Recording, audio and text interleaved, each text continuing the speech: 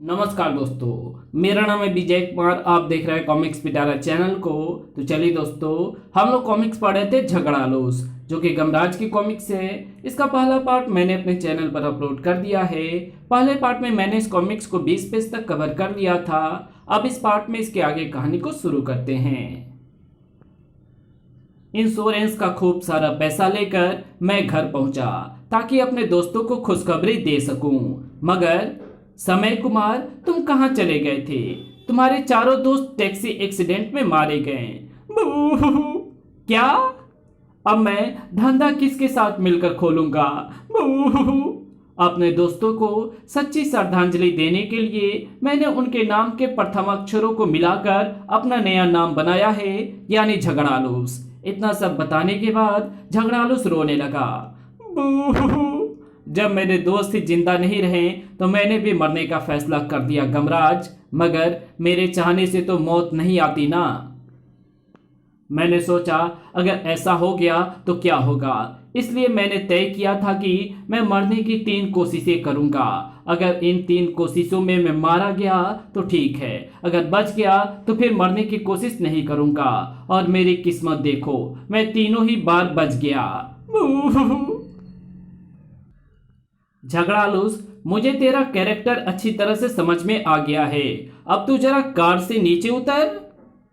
झगड़ालूस जैसे ही कार से नीचे उतरा, मैं तो सोच रहा था कि मेरी दुख भरी कहानी सुनने के बाद तुम मेरे दुख में मेरा हाथ बटाओगे। झगड़ालूस, कमबख्त, तूने अपना सही नामांकन किया है। तेरे दोस्त सीधे साधे थे। तूने उन्हें एक दूसरे के खिलाफ भड़काया, उन्हें आपस में लड़ाया। तूने अपने दोस्तों को मूर्ख बनाकर लोन का पैसा भी हजम कर लिया और इंश्योरेंस का भी। और ये कहानी सुनाकर तू खुद को मूर्ख साबित करने की चेष्टा कर रहा है। मगर मैं समझ गया हूं कि तू मूर्ख नहीं है, अन्यथा सांप जहरीला होता, पिस्तौल में गोली भी होती। तुझे ये भी पता था कि बस वाला ब्रेक लगा लेगा, क्योंकि बस स्टॉप के पास थी। तूने 4 हत्याएं की है, मित्रों के साथ विश्वासघात किया है। अब मैं तुझे कानून के सुपुर्द करूंगा और तुझे फांसी दिलवाऊंगा। मगर तुम मेरा जुर्म साबित कैसे करोगे? मेरी कार में ऑटोमेटिक टेप रिकॉर्डर लगा हुआ है, उसमें तेरी आवाज में तेरी सारी कहानी रिकॉर्ड हो गई है। ये मुंडा, जरा कहानी तो सुना, मेरा मतलब जरा रिकॉर्डर तो ऑन कर। जो आज्ञा स्वामी। मैंने तय किया कि टैक्सी पर लगा 2 लाख रुपया इंश्योरेंस कंपनी से वसूला जाए। बैंक और टैक्सी की इंश्योरेंस का मिलाकर हो गया 12 लाख। अब तो तू गया काम से झगड़ालूस। धाड़ लेकिन अगर मैंने ऐसा किया तो क्या गुनाह किया?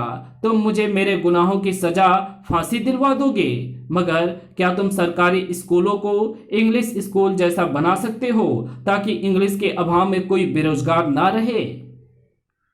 अंग्रेज तो चले गए, मगर नासपिट्टी इंग्लिश को छोड़ गए, जिसके चलते हम अपनी मातृभाषा हिंदी को भी भूल गए। और रोजगार के रास्ते में अब इंग्लिश की दीवारें इतनी ऊंची हो चुकी है कि मेरे जैसे हजारों हिंदी भाषी अब उसे फलांग नहीं सकते। मैं अपने दोस्तों का हत्यारा बना तो उसका कारण सिर्फ अंग्रेजी है, जो उन्हें भी नहीं आती थी और मुझे भी नहीं आती। फांसी देनी है तो अंग्रेजी को दो। अरे, इसे क्या हो गया? मुझे शंका हो रही है गुरु कि कहीं इसकी अक्ल तो खराब नहीं हो गई है। यमुंडा, इसकी अक्ल ठिकाने लगा। जो आज्ञा स्वामी, और उसके लिए मुझे अपना खोर लंबा करना होगा। धड़ाक। यमुंडा के जोरदार लात खाकर झगड़ालूस चीख मारकर जमीन पर गिर पड़ा। गुरु, जल्दी से पुलिस को बुलाओ और इसे पुलिस के हवाले कर दो। तो ठीक कहता है संकालू, मगर मैं देख तो लूं कि कहीं यमुंडा की लात इसकी खोपड़ी पर जोर से तो नहीं पड़ गई। यमुंडा की लात पड़ी थी या नहीं ये तो पता नहीं, मगर झगड़ालूस का वो हाथ गमराज को बड़ी जोर का पड़ा था। धाड़। इसके घूंसे में इतनी जबरदस्त ताकत कहां से आ गई? यमुंडा, इसे एक जोरदार टक्कर जड़। मगर यमुंडा को तो इस बार झगड़ालूस ने अपने निकट भी फटकने नहीं दिया। बैक। स्वामी, आज तक मुझे ऐसा जबरदस्त घूसा किसी ने नहीं मारा। धाड़। गमराज एक 5 मंजिला इमारत की छत पर पहुंचकर गिरा। धम। ये मुंडा भी उसी छत की तरफ आ रहा था। स्वामी, मुझे जल्दी से आदेश दो, वरना अगर मैं इस बिल्डिंग की छत पर गिरा तो बिल्डिंग की छत ही बैठ जाएगी। ये मुंडा, तू जल्दी से प्लेन बनकर निकल ले। ये मुंडा छत पर गिरने से बच गया। बाप रे, ये तो सचमुच बिल्डिंग को ले बैठेगा। ये मुंडा लौट कर आ, फिर मोटरसाइकिल बनकर संकालू के पास पहुंच। गमराज वापस पहुंचा। गुरु, वो तो निकल गया। ये तो अच्छा नहीं हुआ। ये मुंडा की लात खाकर उसमें जो विचित्र परिवर्तन हुए हैं, ऐसा आदमी उनका गलत उपयोग कर सकता है। ऐसी अद्भुत घुसेबाजी मैंने पहले कभी नहीं देखी गुरु। उसने तो यमुंडा को भी उछाल फेंका, जबकि आज तक मैं ही उछालता था।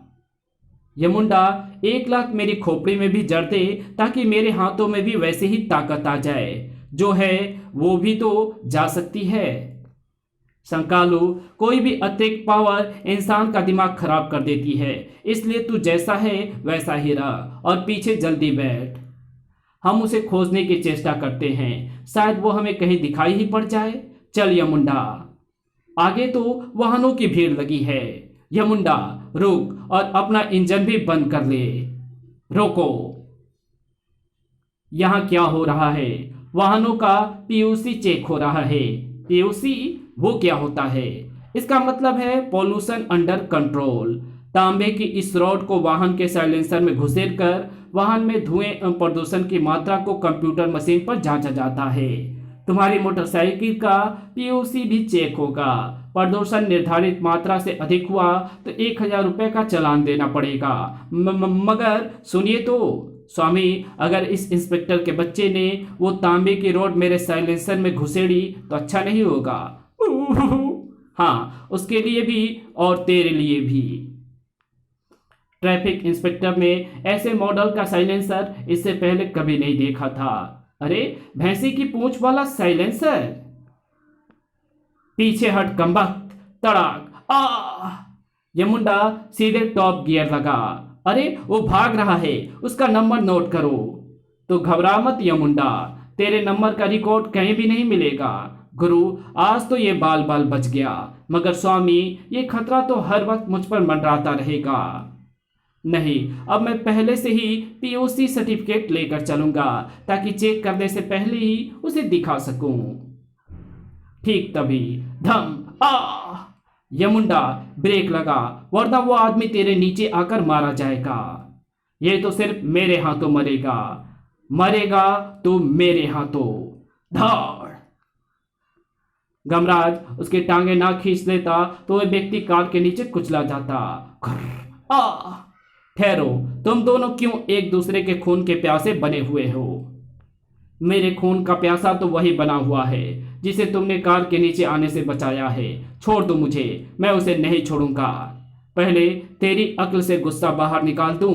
धाड़। अगर मैंने इसे ना मारा तो ये मुझे मार देगा। यमुंडा को बुलाना अब जरूरी हो गया था। यमुंडा। हाँ, तो अब बताओ कि इस झगड़े की क्या वजह है? नहीं तो ये तुम दोनों को गंदे नाले में फेंक देगा। नहीं, ऐसा मत करना। मैं एक सीधा साधा इंग्लिश का अध्यापक हूँ। मेरा नाम राम गोपाल है। कल मेरा एक स्कूल में इंटरव्यू है और मेरा नाम कृष्ण राघव। मैं अंग्रेजी का टीचर हूँ। उसी स्कूल में मेरा भी इंटरव्यू है। थोड़ी देर पहले किसी आदमी ने आकर बताया कि ये राम गोपाल मुझे घर बुलाकर मारने वाला है, ताकि नौकरी इसे मिल जाए। थोड़ी देर पहले मुझे किसी आदमी ने आकर बताया कि ये कृष्ण राघव मुझे मारने आ रहा है, ताकि स्कूल में मेरी जगह इसे नौकरी मिल जाए। ये झूठ है, ये सच है। मुझे उस आदमी ने बताया था कि तुम्हारा असली नाम किल गेट्स है और तुम मुझे अपने गेट के नीचे दबाकर मारना चाहते हो, ताकि मेरी मौत एक्सीडेंट लगे। मैं जब तुम्हारे घर पहुंचा तो तुम गेट पर ही काम कर रहे थे।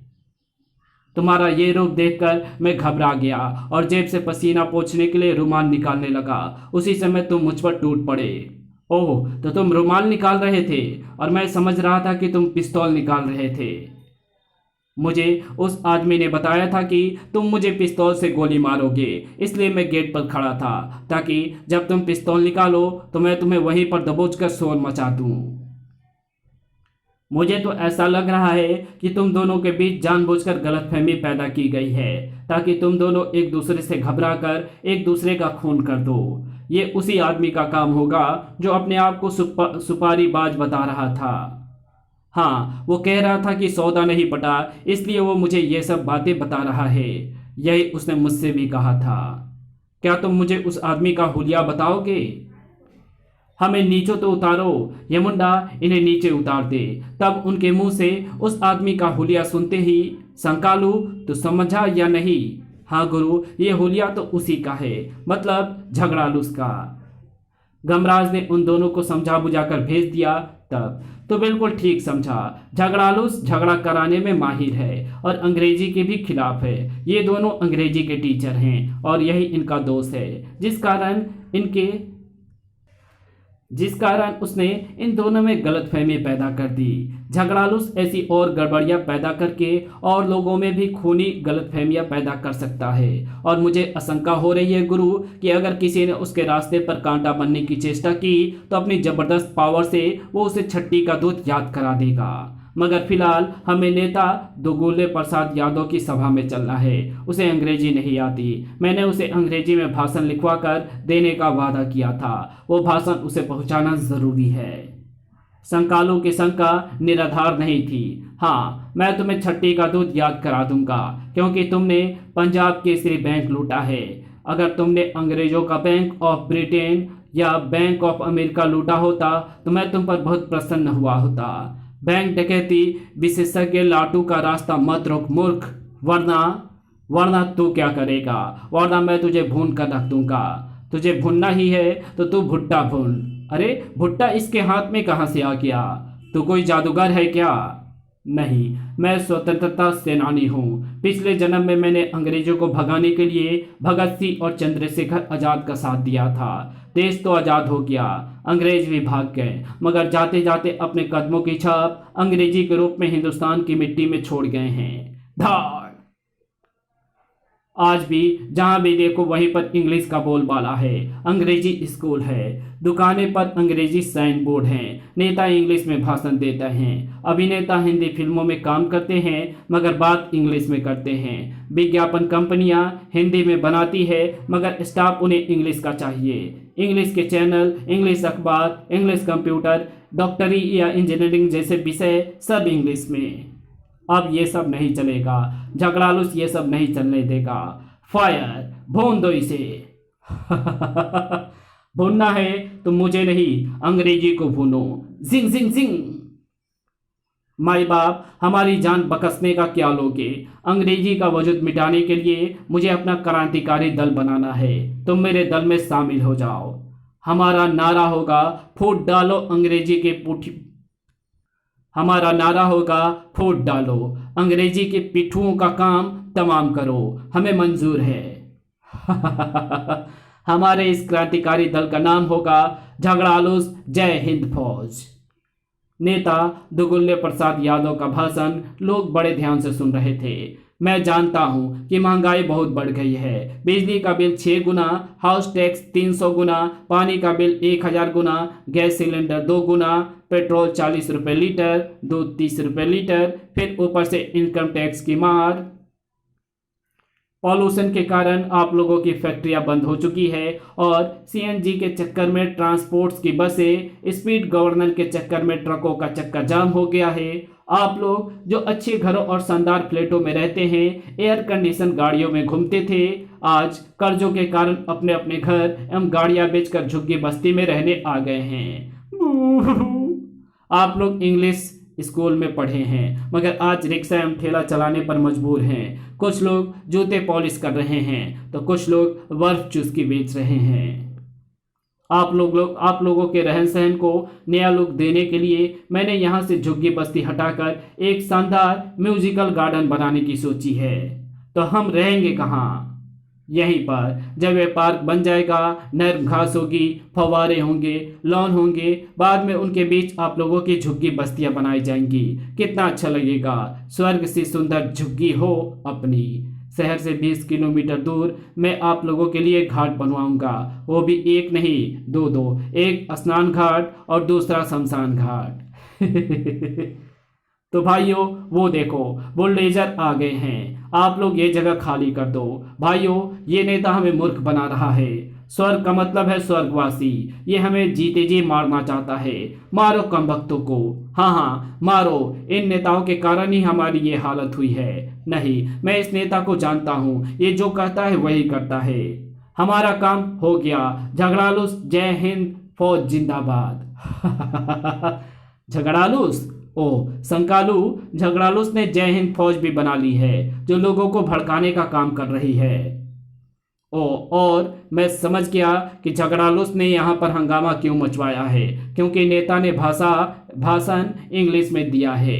नेता को तो उसके कमांडो बचा लेंगे, हम झगड़ालूस के आदमियों को पकड़ते हैं। इस कहानी को यहीं समाप्त करते हैं। इसके आगे कहानी पढ़ेंगे इसके पार्ट 3 में, तो मिलते हैं इसके तीसरे पार्ट में। तब तक के लिए बाय। अगर आपको ये वीडियो पसंद आई हो तो इस वीडियो को लाइक शेयर कमेंट जरूर कर देना। चैनल पर नए हो तो चैनल को सब्सक्राइब कर बेल आइकन को जरूर प्रेस कर देना, और जहां इस वीडियो की जरूरत हो वहां इसे शेयर जरूर कर देना। Thanks for watching my videos.